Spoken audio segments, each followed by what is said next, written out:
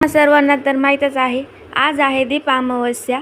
त्याची पूजा मी कशी केली हे तुम्हाला समोर दाखवणारच आहे।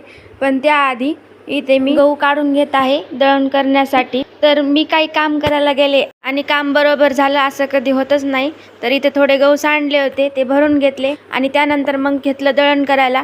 खूप दिवस झाले दळण केलंच नव्हतं, त्यामुळे म्हटलं चला आता आधी दळण करून घेऊया आणि नंतर मग आपली पूजेची तयारी करून घेऊया। तशी पूजेची तयारी मी थोडीफार करून घेतलीच होती। आधी सगळे दिवे ते मांडून ठेवलेले होते। इथं मी सर्व दळण करून घेतलं आणि त्यानंतर मग सर्व हॉल क्लीन करून घेतला आणि लागले कणकीचे दिवे करायला।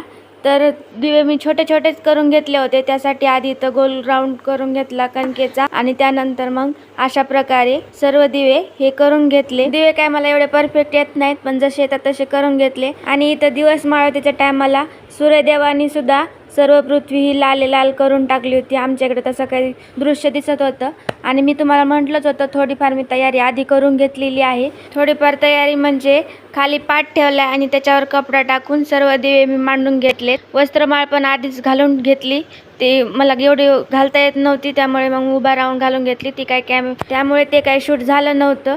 नंतर मग सर्व दिवे इथं मी प्रज्वलित करून घेतले आणि हळदी कुंकू लावून सर्व दिव्यांची इथे पूजा करून घेतली।